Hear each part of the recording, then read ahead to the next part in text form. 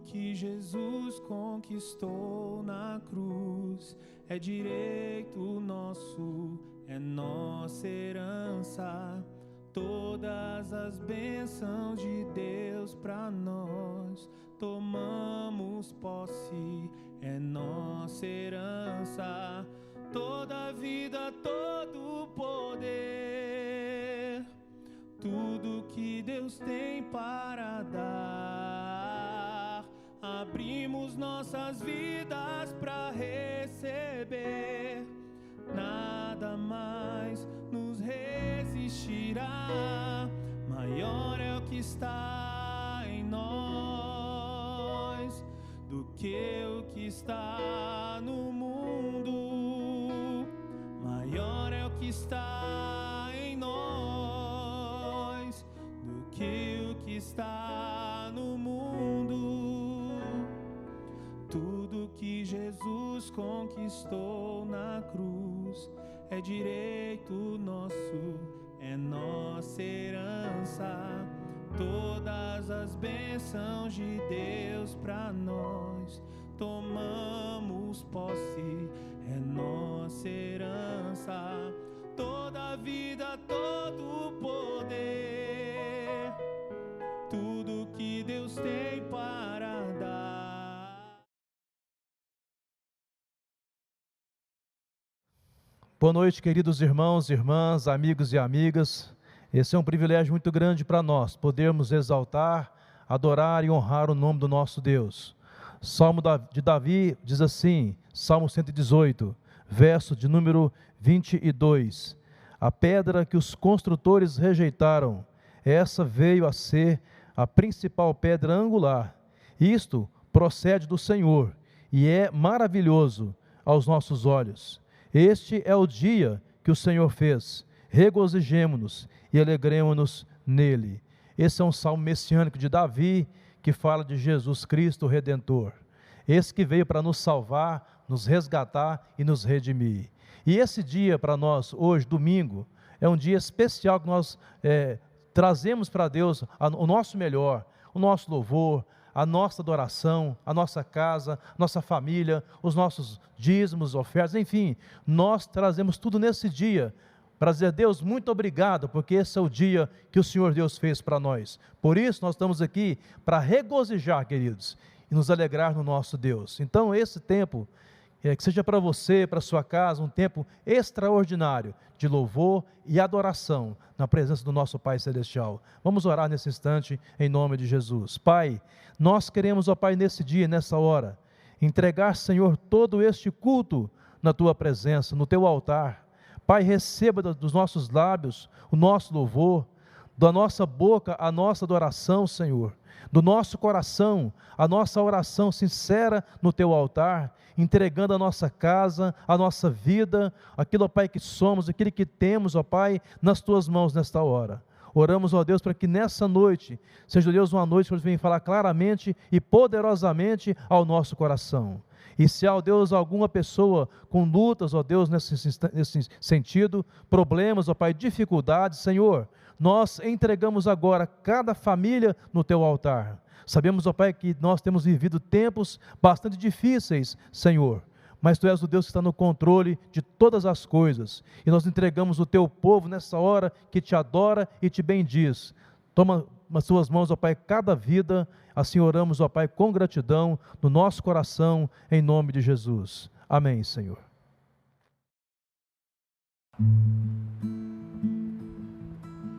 Boa noite, irmãos. Nós estamos aqui agora nesse momento de louvor, que você possa ir na sua casa, estar se preparando para entoar louvores ao nosso Deus, porque Ele é digno de todo louvor e de toda honra e toda glória. Amém?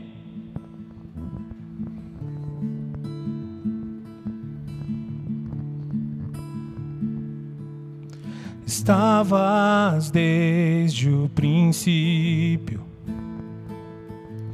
eterno Tu és, Senhor. Criaste do nada a terra, me rendo a Ti.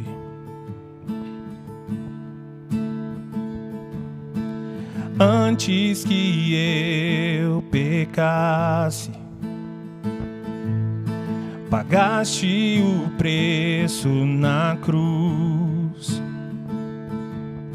Meus erros pesaram em teus ombros, me rendo a ti. Que posso dizer? Que posso fazer se não entregar-te, ó Deus, o meu coração?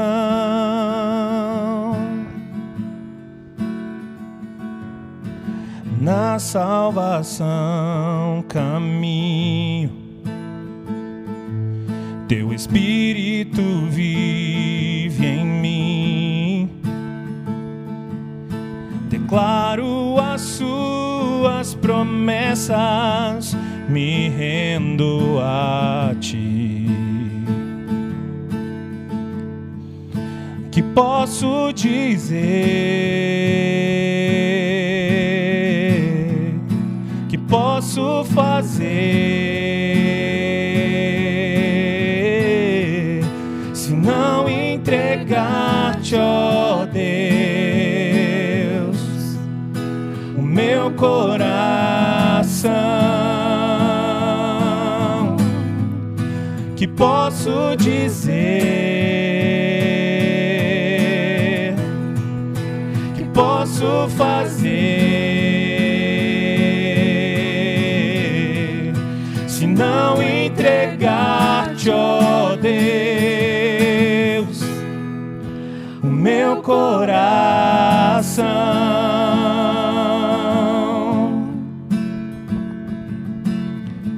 Estarei com mãos levantadas para te louvar, pois tu deste tudo a mim. Meu ser a ti, ó Senhor, se rendiu. Que sou é teu. Estarei com mãos levantadas para te louvar, pois tu deste tudo a mim. Meu ser a ti, ó Senhor, se rendiu. Que sou é teu. Estarei com mãos levantadas para te louvar, pois tu deste tudo a mim. Meu ser a ti, ó Senhor, se rendiu. Que sou é teu. Que posso dizer? Que posso fazer se não entregar-te, ó Deus, o meu coração?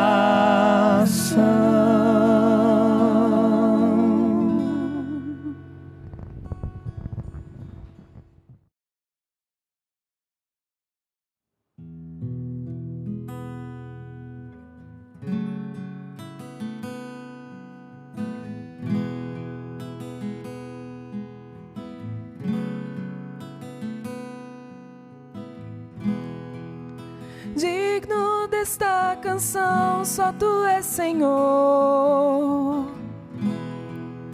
Digno do meu louvor, só tu és Senhor. Digno da minha vida, tu és Senhor. Ó, eu sou teu.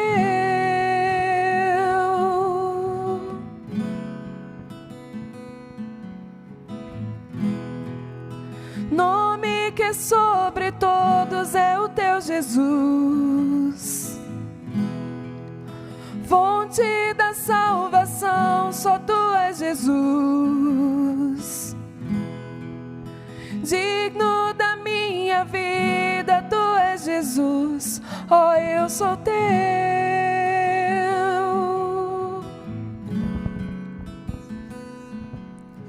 Santo, és incomparável, és inigualável. Abre os meus olhos, Senhor, e mostra quem tu és e enche o meu coração do amor que faz mudar o mundo. Santo, és incomparável, és inigualável. Abre os meus olhos, Senhor, e mostra quem tu és e enche o meu coração do amor que faz mudar o mundo.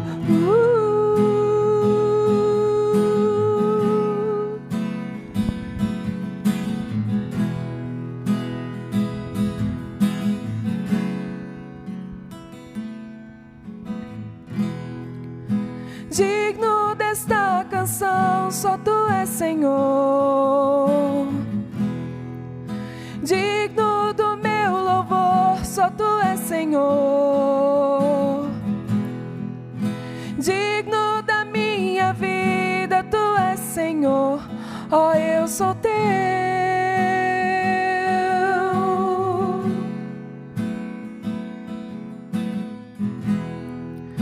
Nome que é sobre todos é o teu Jesus. Fonte da salvação, só tu és Jesus. Digno da minha vida, tu és Jesus, ó, eu sou teu.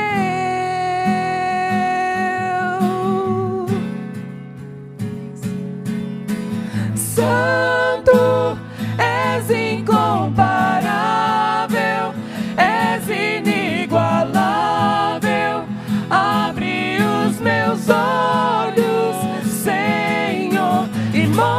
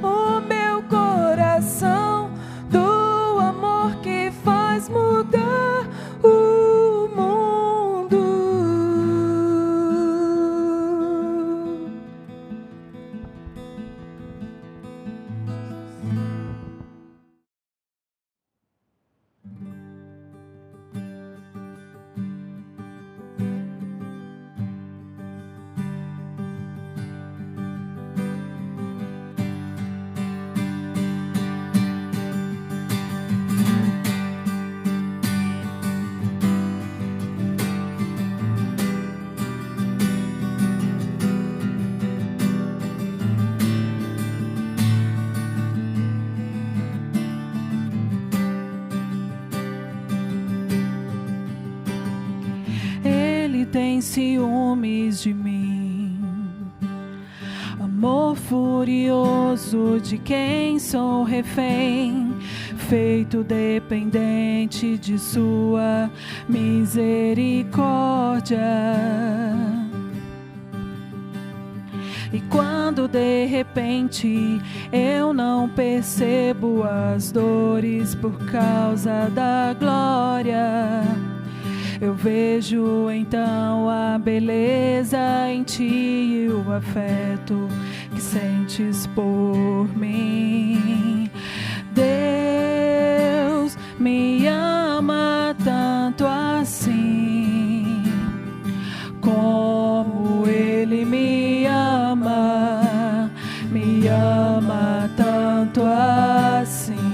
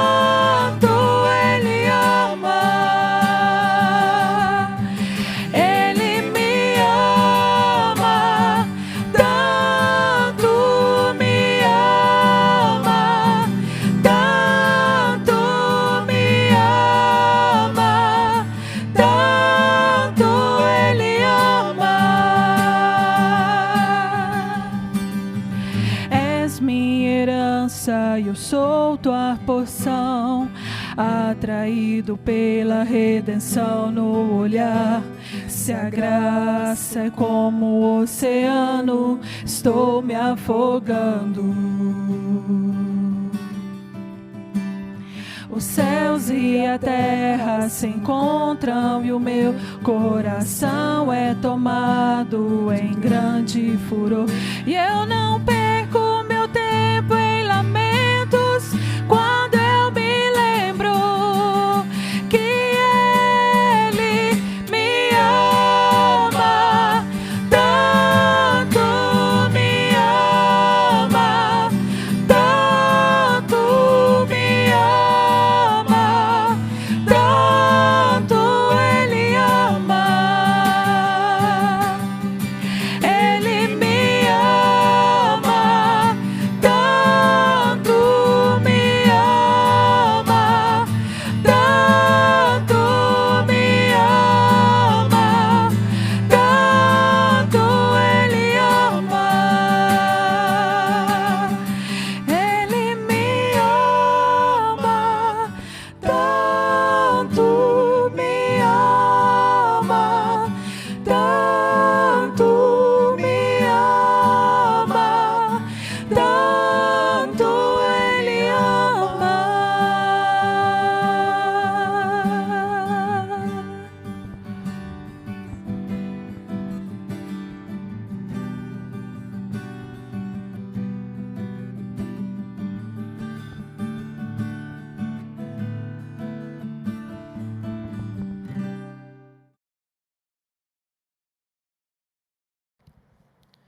Meus irmãos, nós vamos agora ter aquele tempo muito especial para os nossos corações, que podemos oferecer a Deus os nossos dízimos, as nossas ofertas, a nossa vida no altar dele, principalmente.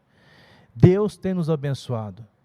E eu fico assim, irmãos, maravilhado, porque nesse tempo nós temos percebido o quanto esse Deus, que é fiel para com o seu povo, tem sustentado de forma verdadeira e constante a sua igreja e cada um daqueles que realmente o temem e confiam na sua graça e no seu poder. E Jesus Cristo, certa feita, disse, com relação à questão do dinheiro, sobre uma parábola que ele contou do administrador infiel: quem é fiel no pouco, também é fiel no muito, e quem é injusto no pouco, também é injusto no muito. Se pois não vos tornastes fiéis na aplicação das riquezas de origem injusta, quem vos confiará a verdadeira riqueza? Se não vos tornastes fiéis na aplicação do alheio, quem vos dará o que é vosso? Ninguém pode servir aos dois senhores, porque ou há de aborrecer-se de um e amar ao outro, ou se devotará a um e desprezará ao outro. Não podeis servir a Deus e às riquezas. Essa passagem ela é muito contundente para nós, porque ela fala que nós temos que entender qual é o princípio daquilo que Deus tem colocado no nosso coração, quanto à administração do que Ele tem nos dado. Irmãos, sinceramente, nós temos assim a capacidade, pela misericórdia e a graça de Deus, de ter 90% daquilo que é a nossa renda, para poder sustentar a nossa casa e a nossa vida. Com certeza, irmãos, isso é mais do que suficiente. Sabe por quê? Porque a 10ª parte, tão somente essa, para Deus é suficiente para que o seu reino se estenda através da face da terra. Através do seu dízimo e oferta, missionários são sustentados, pessoas são supridas, a igreja é suprida, o trabalho continua e certamente o reino de Deus se expande por toda a face da terra. Obrigado a você, querido, que nesse tempo de reclusão tem sido fiel na aplicação do seu recurso financeiro. Deus abençoe grandemente a sua vida. Eu quero orar nesse instante, porque se de repente há alguém desempregado, alguém com alguma dificuldade financeira, alguém com alguma causa na justiça, para que Deus possa intervir de uma forma maravilhosa, extraordinária, exponencial e conceder a cada um aquilo que precisam em termos de sustento. Vamos orar. Senhor, nessa noite, nós entregamos a casa e a vida de cada pessoa no Teu altar. Pai, nós queremos nesse instante entregar a nossa vida, Pai, financeira nas Tuas mãos. Tu és o Deus que tem sustentado a Tua igreja, o Teu povo. E oramos, ó Pai, porque se agora nesse instante possa haver, ó Deus, irmãos que estão desempregados, Pai, que o Senhor possa abrir uma porta de trabalho para esses irmãos, para que eles possam, Pai, sustentar as suas casas com dignidade. Ó Pai, se há alguém com alguma causa na justiça, que o Senhor possa, Deus, apressar essa causa e as pessoas, ó Pai, possam receber aquilo que de fato é justo para as suas vidas também. E enfim, ó Deus, nós confiamos a Ti, a vida de cada irmão, de cada casa e família, e nós também, ó Pai, queremos louvar o Senhor e exaltá-lo, porque até aqui o Senhor jamais desamparou o seu povo e jamais, ó Pai, permitiu que nós sofrêssemos necessidades. Obrigado, ó Pai, porque o Senhor é um Deus que cuida de cada um de nós. E, ó Deus, ao fazermos isso agora através de transferência, ó Deus, de entrega, que o nosso coração seja, ó Deus, totalmente livre para adorar o Teu nome também através dos nossos dízimos e ofertas. Assim, Deus, oramos com o nosso coração grato e confiante no nome santo de Jesus. Amém e amém, Jesus. Enquanto você está adorando a Deus agora com mais uma canção, você poderá consagrar a Deus seus dízimos de oferta através de transferência. Se quiser vir aqui à igreja também fazê-lo, pode de segunda a sexta-feira no horário comercial, ou então se você quiser solicitar ainda o nosso tesoureiro em sua residência, poderá fazê-lo. Teremos um enorme prazer de poder ajudar você nesse tempo aí de reclusão. Deus abençoe sua vida e vamos adorar a Deus em nome de Jesus.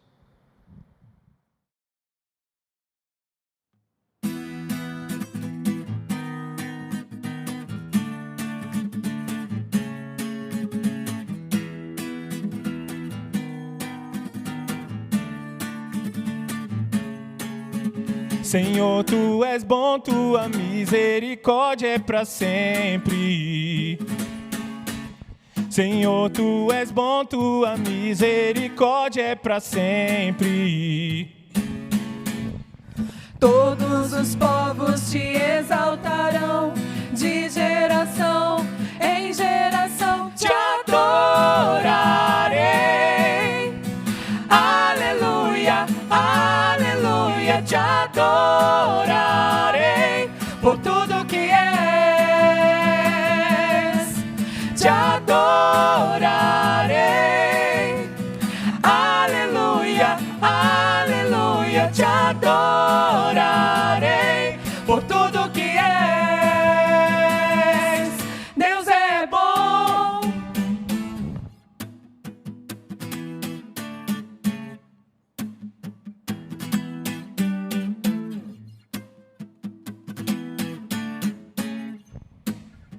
Senhor, tu és bom, tua misericórdia é para sempre. Senhor, tu és bom, tua misericórdia é para sempre. Todos os povos te exaltarão, de geração em geração te adorarei. Aleluia, aleluia, te adorarei por tudo que és, te adorarei. Aleluia, aleluia, te adorarei por tudo que és. Deus é bom.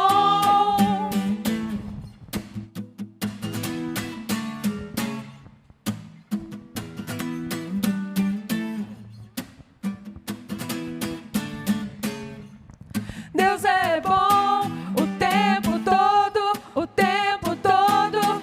Deus é bom, Deus é bom o tempo todo, o tempo todo.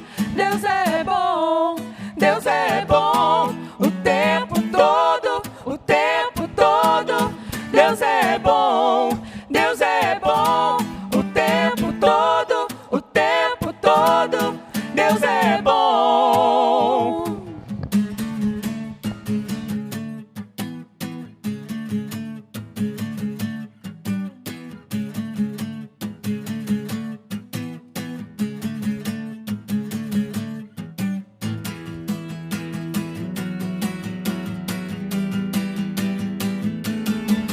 Te adorarei. Aleluia, aleluia, te adorarei por tudo que és. Te adorarei. Aleluia, aleluia, te adorarei por tudo que és,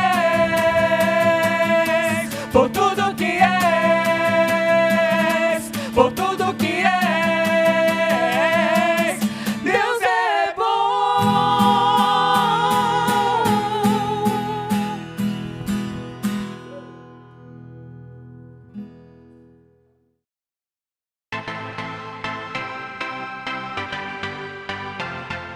Boa noite, estamos iniciando mais um Quinta News. Fiquem atentos às principais informações da nossa igreja. Essa semana conseguimos chegar aos 1000 inscritos. Muito obrigada a você que compartilhou e participou.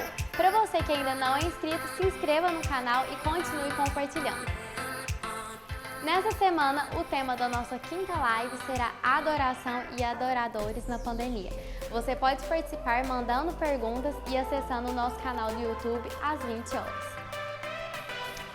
Vem orar conosco. A nossa sala de oração será online do dia 1º ao dia 8 de setembro, das 12 às 13 horas, através do Google Meet. E você poderá participar de onde você estiver. O nosso Quinta Kids tem sido uma bênção. E aí, criançada, já acessaram?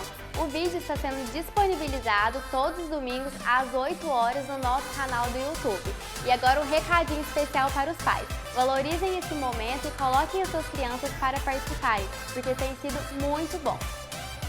A nossa segunda campanha do Dia Solidário está chegando, será nos dias 18 e 19. Mas você pode participar trazendo durante essa semana alimentos, roupas, utensílios domésticos até a nossa igreja das 8 às 17 horas. Esse foi o nosso Quinta News. Tenha um bom culto e uma semana muito abençoada. Até a próxima!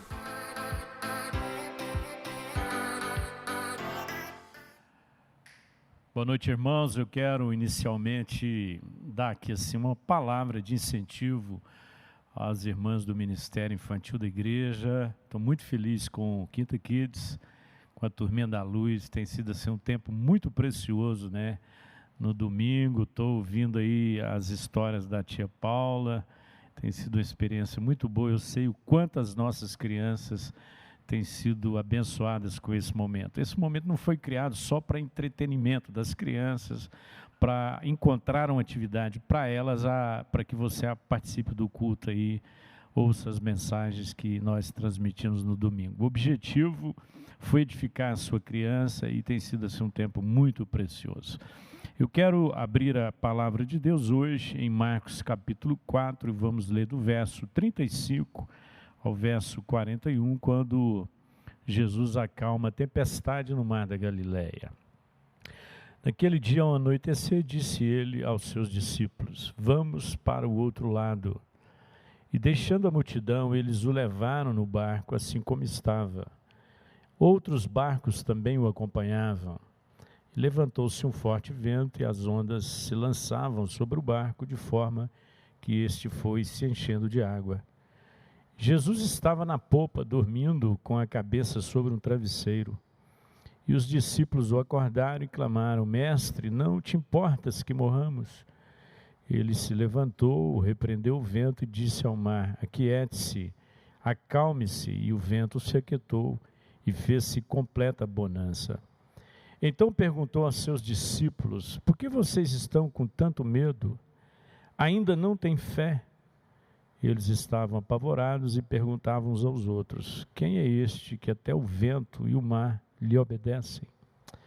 Vamos orar ao Senhor para que o Espírito Santo fale ao nosso coração mais uma vez, né? Esse tem sido um tempo de crescimento, de maturidade, desafio para a nossa vida, e o meu desejo é que seu coração se incline agora para o Pai e você receba toda a instrução que Deus preparou para você nessa noite. Pai, muito obrigado pelo privilégio que temos mais uma vez, Senhor, de abrir Tua Palavra, e estamos tão longe uns dos outros, mas que nessa hora, Deus, o Espírito Santo que em nós habita possa comunicar ao nosso coração todas as verdades reveladas na Tua Palavra, que esse seja um tempo, Senhor, de crescimento, seja um tempo de adoração, de culto ao Senhor.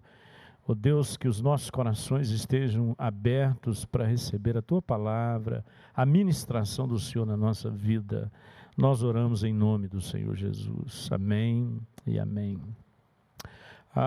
O sul do país, nesses últimos dias, tem sido abalado pelas fortes tempestades e ventos a mais de 120 quilômetros por hora. Muitas casas foram destruídas, muitas famílias desabrigadas e mais de 1,5 milhão de pessoas ficou sem energia elétrica. Enfim, foi um tempo assim de muito desespero, né, para muitas famílias, e nós participamos disso, né, essa tempestade que balançou todo o sul do país. Quando nós falamos de tempestade, existe no sentido figurado, né, aquelas situações que estremecem a nossa vida, que mexem com o nosso estado emocional, né, são tempestades de várias naturezas que nós estamos sujeitos a elas, né? E todas as vezes que Deus permite passarmos pela tempestade, é porque Deus quer nos ensinar alguma coisa. Talvez esse seja exatamente o momento que você está passando, algum tipo de tempestade, e o desafio de Deus para essa noite é que o nosso coração esteja pronto para receber a palavra, para sermos transformados por ela, e o nosso coração acalentado, não importa a tempestade que você e eu estejamos passando. Esse é um tempo de aprendermos tudo que Deus tem para a nossa vida. Quando a gente fala do mar da Galileia, e esse texto trata dessa tempestade, né, que balançou o barco onde os discípulos estavam, e eles estavam no mar da Galileia.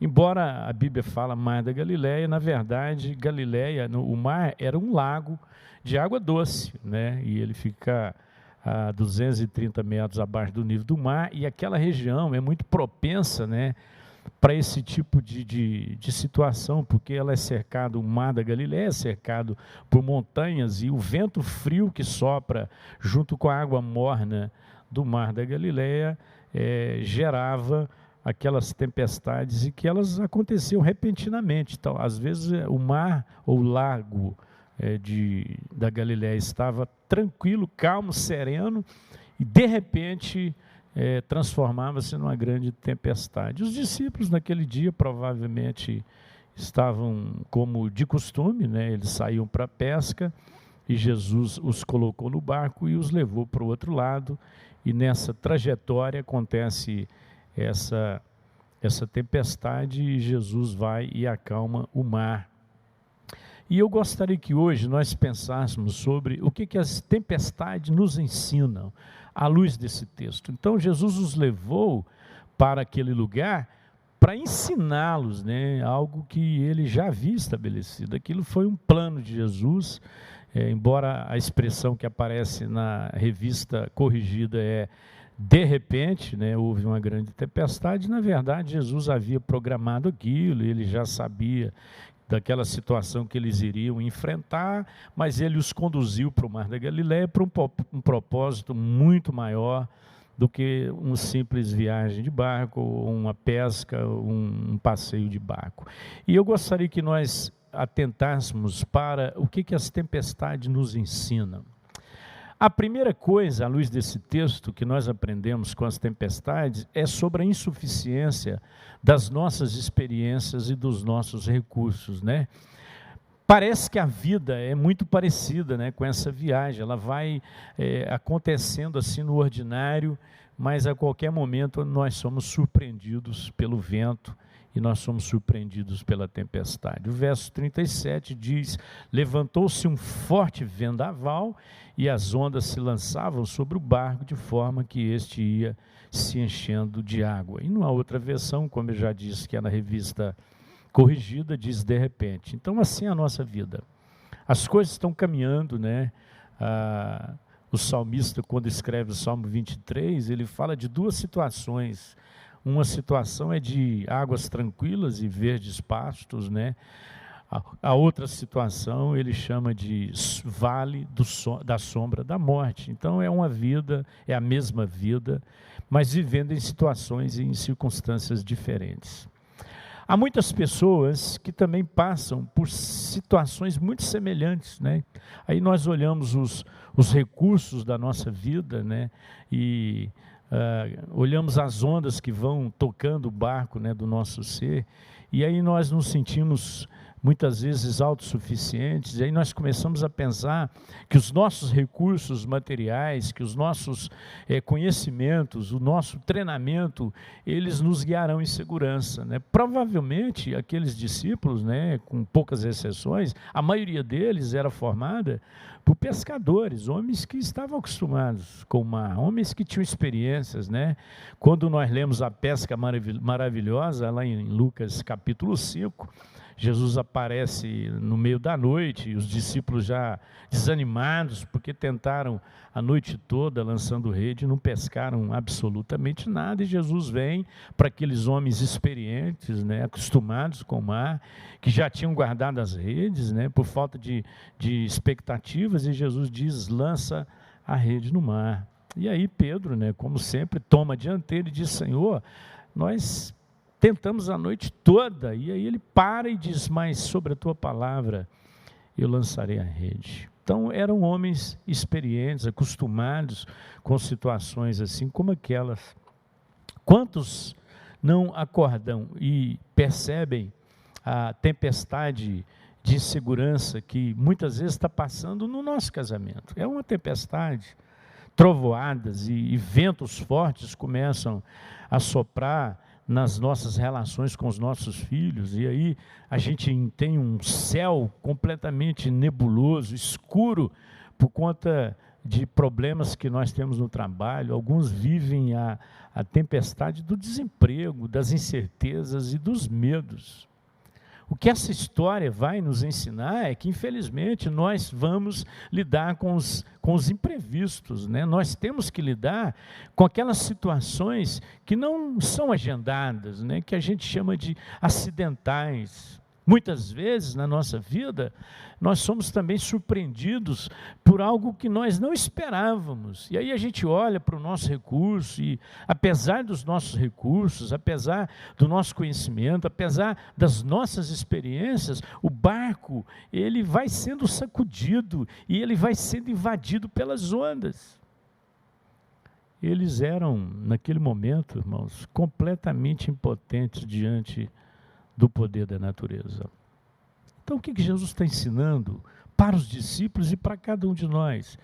que muitas vezes as experiências e os recursos, eles podem fazer toda a diferença, mas em alguns momentos nós vamos precisar muito mais do que isso. Muito mais do que isso.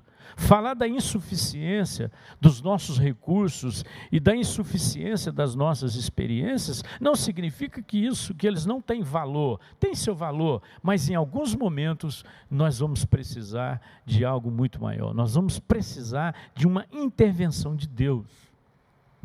Esse é o momento mais confortável da nossa vida. Para muitas pessoas, depender de uma intervenção sobrenatural é desconforto. Mas para nós, essa é a situação mais confortável, porque nós fomos criados para isso. Nós fomos criados para dependermos dessa intervenção poderosa de Deus.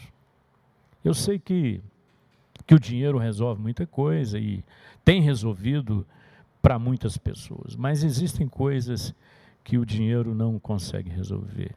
O que a gente está vivendo hoje? Nós estamos vivendo hoje a insuficiência dos nossos recursos, porque nós estamos diante de uma pandemia que já matou milhões de pessoas no mundo e que muitas pessoas estão adoecendo e vivem um medo e uma insegurança muito grande. Eu sei de pessoas, irmãos, que têm recursos suficientes, mas elas estão com seus entes queridos entubados e estão ali aguardando para que alguma reação, algum milagre aconteça.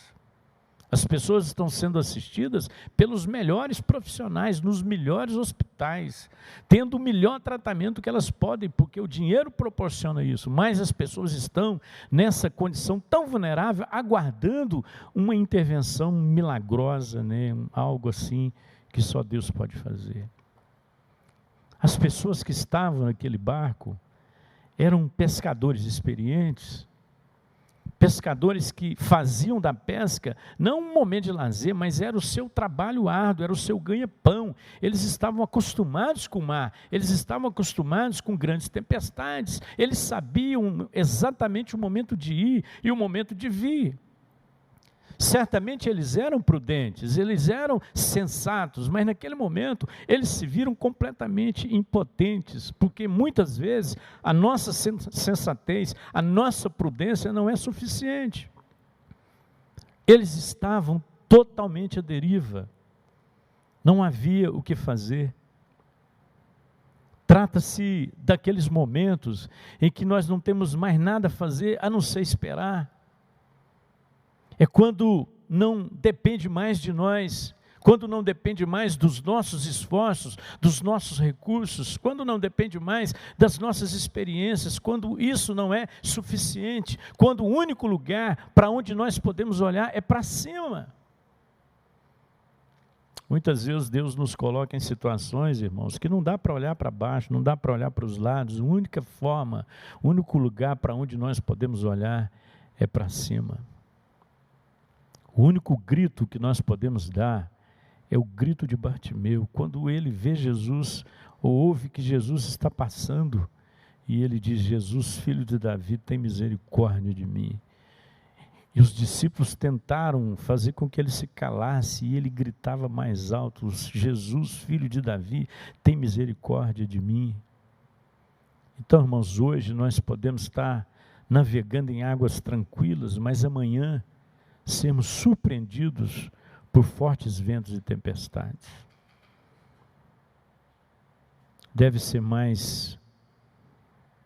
Temos que ser mais do que sensatos, temos que ser mais do que prudentes, temos que valorizar as nossas experiências, mas as nossas tempestades, elas sempre vão nos ensinar que os nossos recursos e as nossas experiências não são suficientes. É só você olhar o índice de acidentes que acontece nas nossas rodovias. Curiosamente, queridos, o maior índice de acidentes acontece com pessoas experientes no volante, mas que têm um excesso de confiança. E os acidentes mais graves, eles acontecem envolvendo veículos mais potentes, mais seguros e mais confortáveis. O que eu quero dizer com isso? Que algo acima, além da nossa sensatez, além da nossa prudência, além da nossa experiência, além dos nossos recursos, nós precisamos ter quando nós lidamos com as tempestades, porque elas revelam a insuficiência dos nossos recursos e das nossas experiências. Deus leva os discípulos para aquela situação, para ensiná-los a insuficiência. É tão bom quando nós aprendemos isso. O grande problema é quando passamos pelas tempestades, lidamos com realidades tão semelhantes a essa e não aprendemos, continuamos com o nosso coração soberbo e vaidoso. A segunda coisa que as experiências da vida nos ensinam é que Cristo tem o controle de todas as coisas. Irmãos, isso parece tão repetitivo, mas é isso que faz a diferença.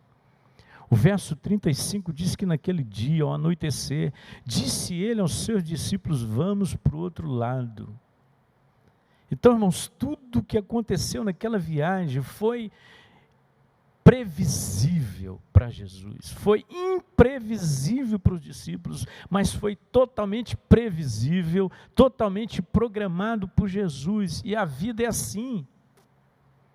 As coisas podem estar sob o nosso controle, mas Deus vai nos levar para o outro lado, onde nós não temos controle nenhum. As coisas pareciam acidentais, mas a Bíblia diz que, da mesma forma como na vida de José, as coisas pareciam acidentais, mas o Senhor era com José.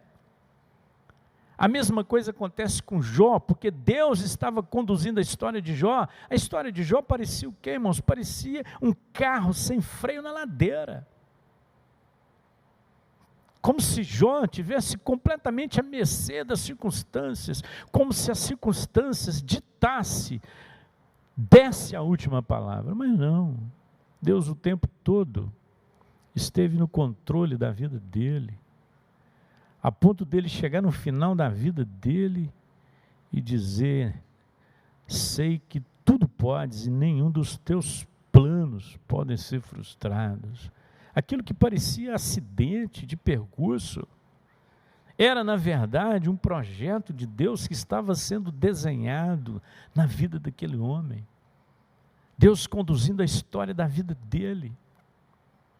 É na nossa vulnerabilidade que nós encontramos a força de Deus. Eu acho tão interessante, né, as palavras de Paulo, né, que parecem tão contraditórias. Ele diz: quando eu estou fraco, é que eu sou forte. Então uma coisa é o verbo estar, a outra é o verbo ser. Então ele diz: quando eu estou fraco, é que eu sou forte. Por quê? Porque quando eu estou fraco, eu me rendo completamente à direção de Deus na minha vida.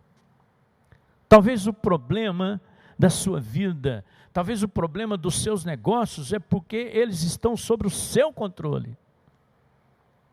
Parece um paradoxo, mas o que tem destruído muitas pessoas não é a sua falta de controle, mas é o fato delas estarem o tempo todo confiando na sua capacidade de controlar as coisas e de controlar as pessoas, e nunca se entregarem ao controle total e absoluto de Deus. O que nós vamos percebendo na vida de algumas pessoas? Algumas pessoas tornaram-se melhores quando elas foram limitadas física e financeiramente, e elas tiveram que aprender a depender dos outros. Sabe por quê, queridos? Que Deus nos coloca muitas vezes em situações assim, porque por mais poderoso que eu tenha sido, e por mais poderoso que você tenha sido, você nunca teve o controle de nada e de ninguém. É isso que Jesus está fazendo. Há uma pretensão no nosso coração, há uma vaidade no nosso coração. Verso 38, Jesus havia provocado aquela situação, e o texto diz que ele estava na polpa, dormindo com a cabeça sobre um travesseiro. Para qualquer pessoa isso poderia soar como um sono da indiferença, mas não era, irmãos. Não era um sono da indiferença, mas da total confiança de que tudo estava sob controle. Jesus dormia propositalmente, sabe por quê? Porque a primeira coisa que a tempestade rouba é o nosso sono. A primeira coisa que a tempestade rouba é a nossa capacidade de descansar. E eu já disse isso aqui alguns domingos atrás, que a gente não descansa porque dorme, a gente dorme porque descansa. Conversando com alguém, ele disse: pastor, eu preciso dormir para descansar. Eu disse: não, você precisa descansar para dormir. É isso que Davi diz: eu deito em paz e logo pego no sono. Ele não acorda em paz porque descansou. Ele deita em paz e logo ele pega no sono. Eu sei, irmãos, que por mais prudente que nós sejamos, em algum momento da nossa vida, nós seremos surpreendidos por algo muito maior do que nós. E aí, nessas horas, nós precisamos entender que Jesus está no barco. Aí você vai perguntar: mas como que Jesus conseguia dormir naquele ambiente de tensão, naquele ambiente de medo, naquele ambiente de tempestade? Como? Como, querido? Como nós também podemos dormir? Como que eu posso dormir no meio de uma tempestade? Como que eu posso dormir com um turbilhão de problemas para serem resolvidos? Eu posso dormir entendendo que Deus está no controle. No mundo natural, eu preciso entender que Deus tem o controle. E no mundo sobrenatural, eu tenho que contar com a intervenção divina. O verso 38, os discípulos o acordaram e clamaram: mestre, não te importa que morramos? Irmãos, muitas vezes essa também é a nossa pergunta no meio das tempestades. Porque parece que Deus não se interessa. Ele é indiferente à nossa dor. São aquelas horas que parece que as nossas orações, elas não são respondidas. Deus parece tão distante. Quando nós vamos para Isaías 40, Deus pergunta: por que dizes, ó Jacó, por que falas, ó Israel, o meu direito passa despercebido, meu Deus? Quantas vezes olhamos para o nosso problema, para a nossa tempestade, e começamos a fazer essa mesma pergunta que os discípulos fizeram: não te importa que pereçamos?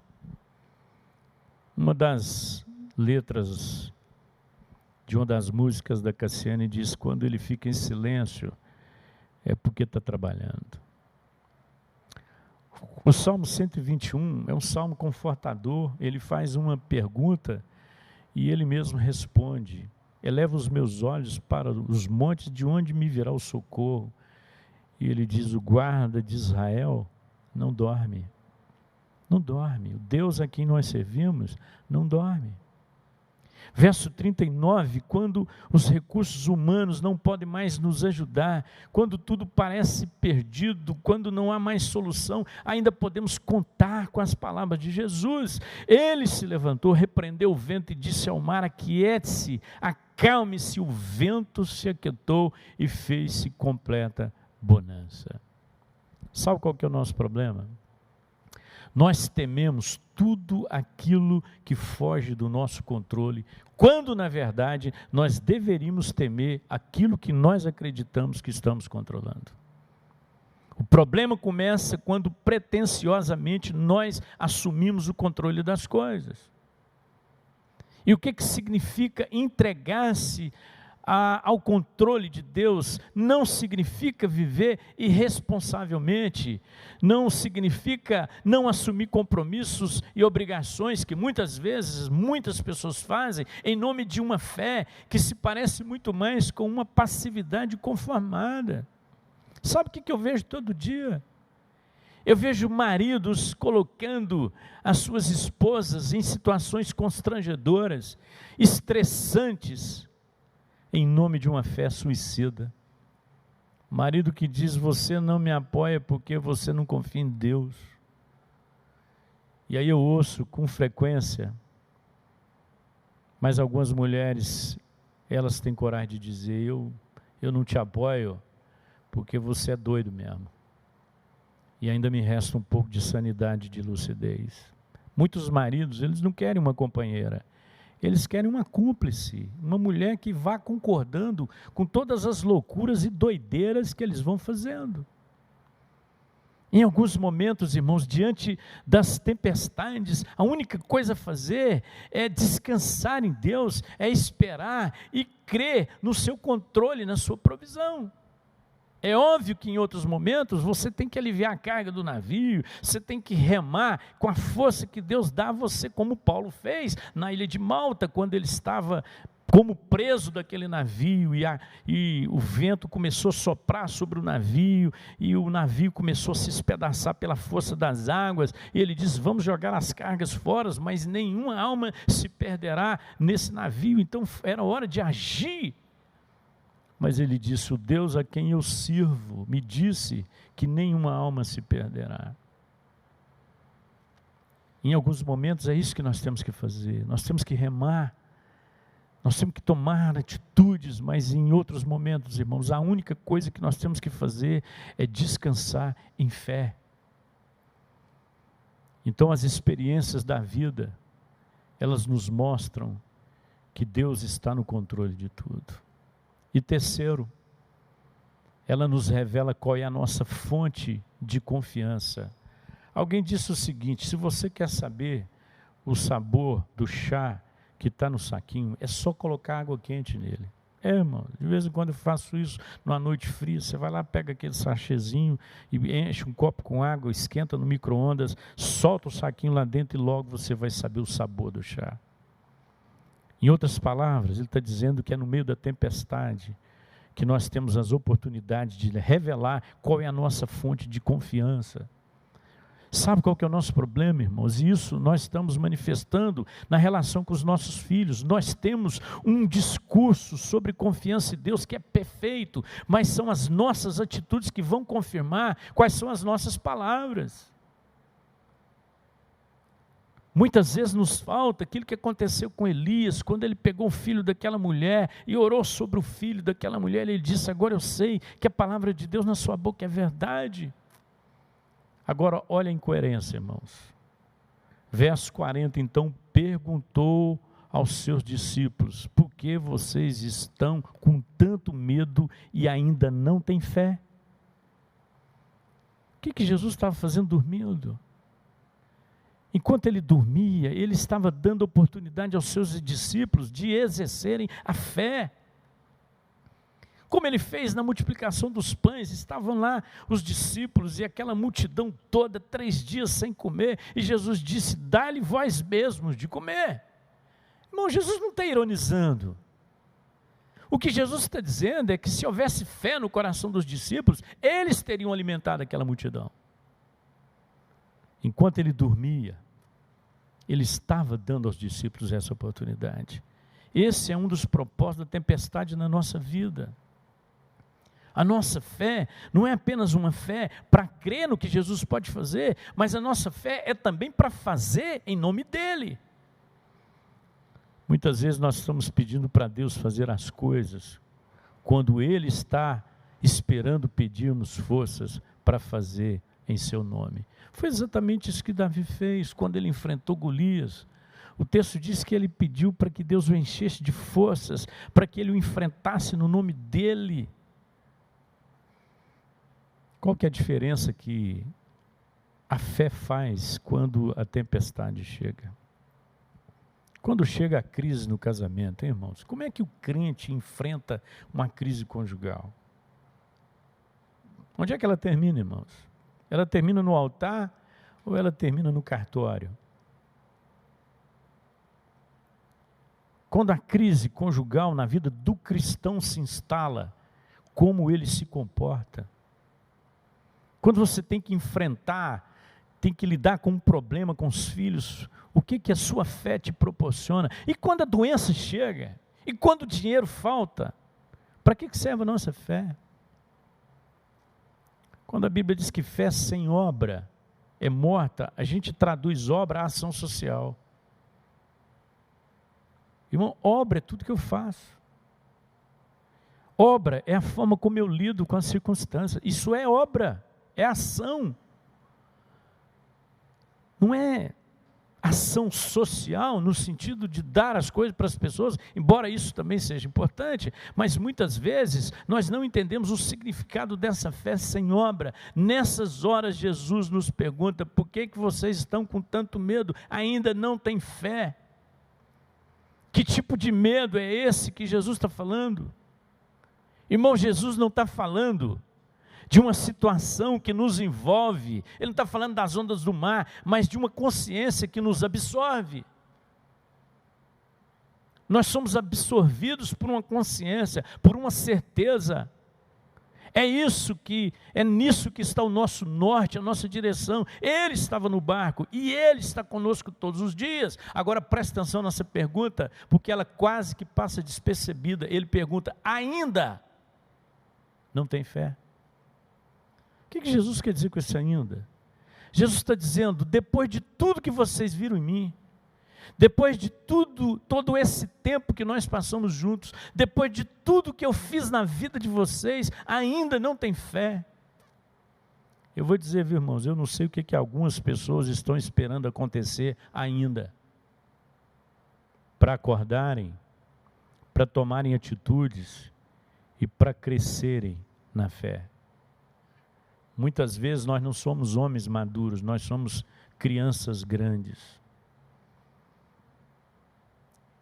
Para algumas pessoas, as tempestades as deixaram ou as deixam muito mais rígidas do que sensíveis. Muitas pessoas, ao passarem pelas tempestades, elas se tornam muito mais amargas do que amáveis. Elas se tornam muito mais egoístas do que solidárias. Então Jesus levou os discípulos para o outro lado, para curá-los do medo e para gerar fé no coração deles. Agora, o que Deus está querendo gerar no nosso coração, nesse momento da nossa vida? O que te faz sentir seguro, irmão? No que você realmente confia? A grande pergunta é: dá para descansar em meio à tempestade, sabendo que Jesus está dormindo? Dá, irmãos, porque Ele está no barco. Quantos aqui conhecem a Deus? Eles estavam apavorados, diz o texto, e perguntavam uns aos outros: quem é este, que até o vento e o mar lhe obedecem? Quem é esse? Ora, irmãos, eles não conheciam Jesus. Comiam com Ele, dormiam com Ele, andavam com Ele, viviam com Ele, o tempo todo com Ele. Experimentaram grandes coisas com Ele, mas eles não conheciam Jesus. A vida cristã, ela precisa ser marcada pelas experiências com o poder de Deus. O que você tem para contar das intervenções de Deus na sua vida? Verso 39, esse texto não termina com tempestade. O texto termina com bonança. O texto diz: e fez-se completa bonança. O que Jesus está dizendo é: a tempestade passa. A tempestade não tem a última palavra na nossa vida. A tempestade, ela faz parte de um processo, mas não é o fim. O salmista diz que a tristeza pode durar a noite inteira, mas a alegria virá pela manhã. O que o salmista está dizendo é: o tempo pode ser longo, mas será sempre do tamanho do propósito. Deus nunca permitirá uma tempestade maior do que o propósito. Ela sempre será do tamanho do propósito estabelecido. E propósito não é o que está acontecendo, propósito é o que está gerando. Muitas vezes o nosso problema é que nós estamos olhando para o que está acontecendo e não estamos olhando para aquilo que está sendo gerado com o que está acontecendo.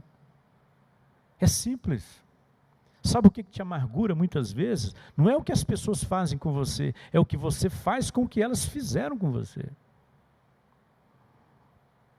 Verso 41. Isso aqui é muito sério. Isso pode mudar radicalmente a nossa vida, irmãos. Verso 41 diz que a fonte de confiança não é um qual, mas um quem.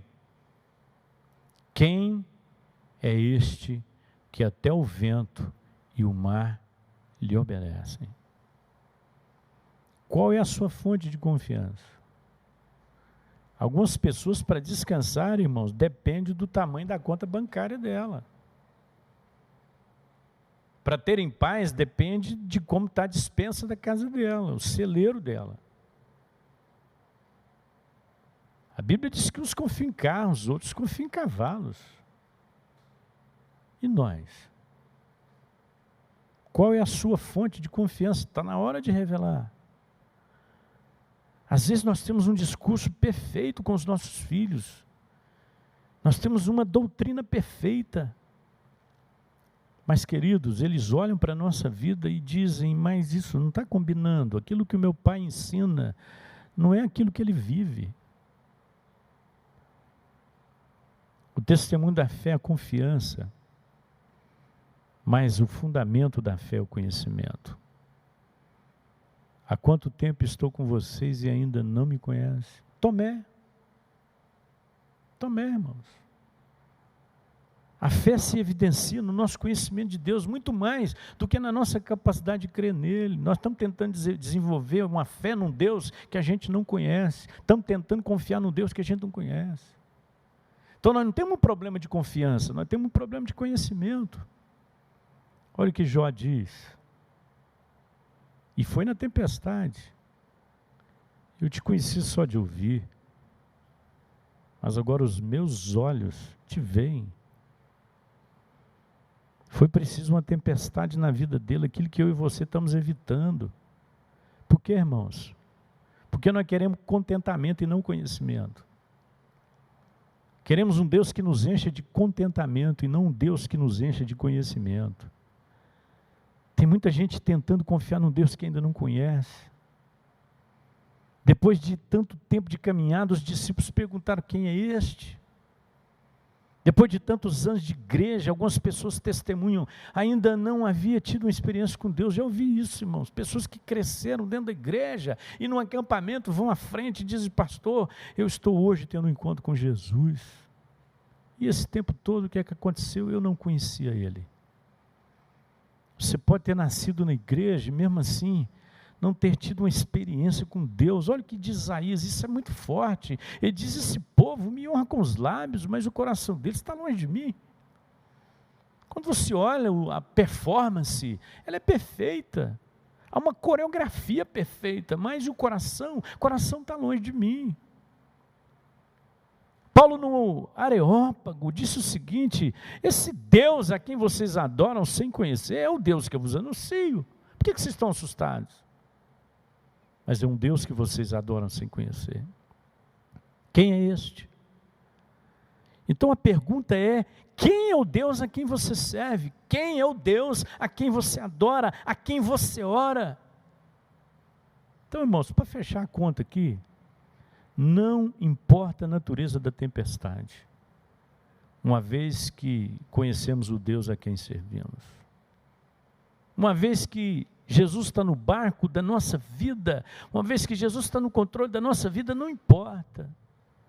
Então, irmãos, nunca foi sobre o que nós estamos passando, mas sim com quem nós estamos.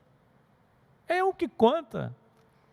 Quando você encontra as pessoas, a pergunta que você tem que fazer para elas, não é uma pergunta de bem-estar, é de bem-ser. A pergunta de bem-estar, e aí, como é que você está? E aí a pergunta é, com quem que você está? Porque dependendo de com quem ele está, você já sabe como é que ele está. Paulo diz, se o Senhor é por nós, quem será contra nós? Repare que essa pergunta de Paulo, a gente chama de pergunta retórica. O que é uma pergunta retórica? Ele pergunta e ao mesmo tempo ele responde. Pergunta retórica não expressa uma dúvida, mas revela uma certeza. Se Deus é por nós, quem será contra nós? Às vezes a vida é assim, você está aqui, está dando tudo certo, e Deus te leva para o outro lado. O outro lado, irmão, não é brinquedo não, hein? O outro lado é a terra dos gadarenos. Do outro lado, sabe o que tinha lá? Um homem endemoniado com uma legião de demônio que vivia em sepulcro e nem com corrente eles conseguiam prendê-lo. Então Jesus começa controlando a força da natureza. O mar e o vento lhe obedecem. e ele vai para o outro lado, e é um confronto espiritual, e ele liberta aquele homem e o devolve para sua família. E a Bíblia diz que ele tinha uma legião de demônios. Mundo espiritual. Muitas vezes, irmão, nós estamos pensando em tempestade só a nível físico e material. Há uma guerra espiritual. Mas não interessa. Não interessa a natureza da nossa luta. O que interessa é o Deus a quem nós servimos. Quem é esse? Eu sei quem é Ele. É em Jesus que deve estar a nossa fonte de confiança, porque o mundo onde nós estamos é um mundo de conflitos espirituais. Quero encerrar dizendo que as tempestades nos ensinam 3 coisas.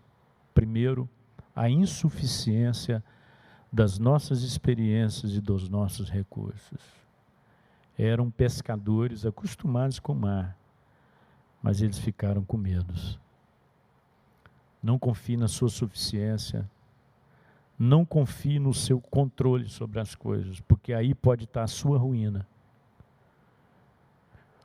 A segunda coisa, as tempestades nos ensinam que Jesus tem o controle de todas as coisas. Jesus estava dormindo. E é isso que eu e você precisamos fazer nesse tempo. Aprender a descansar em Deus. Olhar para a tempestade, olhar para o barco e ver Jesus dormindo sobre o travesseiro. E as tempestades nos ensinam qual é a nossa fonte de confiança. Em quem você confia? Nós vamos adorar o Senhor com mais uma música que fala exatamente sobre isso. O vento balançou o barco do meu ser. As ondas vieram, mas eu confio em Deus. Eu não sei exatamente qual é o momento que você está passando. Eu sei que todos nós estamos vivendo um tempo de apreensão. Mas eu não quero olhar para isso. Eu quero olhar para o barco e ver Jesus ali. Qual é a sua tempestade? Coloque-se diante de Deus agora e peça ao Espírito Santo que traga um refrigério sobre o seu coração. Tem muita gente angustiada, tem muita gente sofrendo, muita gente morrendo, muita gente gemendo, muita gente com medo. Pastor, o vento está soprando, eu sei. O barco está balançando, eu sei. Mas onde é que está Jesus? Pai, muito obrigado, porque as tempestades nos ensinam que os nossos recursos, as nossas experiências, o nosso conhecimento é insuficiente. As tempestades ensinam que o Senhor está no controle de tudo. Então, Deus, acalma o nosso coração. Acalma o nosso coração nessa hora. Aprendemos nas tempestades, ó Deus, que revelamos a nossa fonte de confiança. Queremos confiar no Senhor. Tira o medo, ó Deus. Tira a incredulidade do coração do meu irmão e da minha irmã agora. Assim nós oramos agradecidos. Em nome do Senhor Jesus. Amém e amém.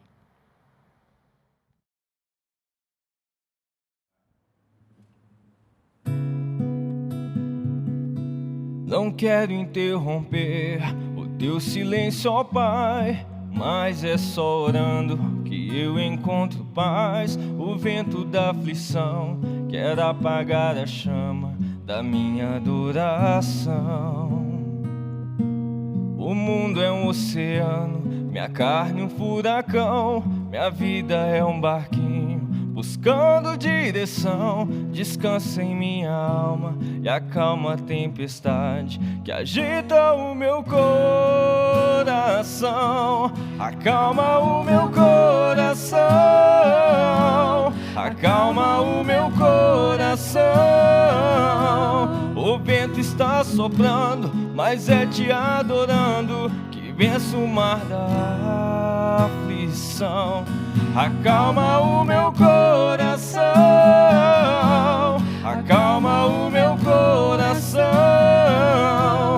só venço esse mundo se for em tua presença. Acalma o meu coração. No barulho do mar vem pra me confundir. Ó Pai, não deixe as ondas minha fé diminuir. Perdoa se pensei que em meio ao teu silêncio não estivesse aqui. Viver na superfície sem poder respirar é o mesmo que morrer por não te adorar. És meu oxigênio, Senhor, sem tua presença minha fé vai naufragar. Acalma o meu coração, acalma o meu coração.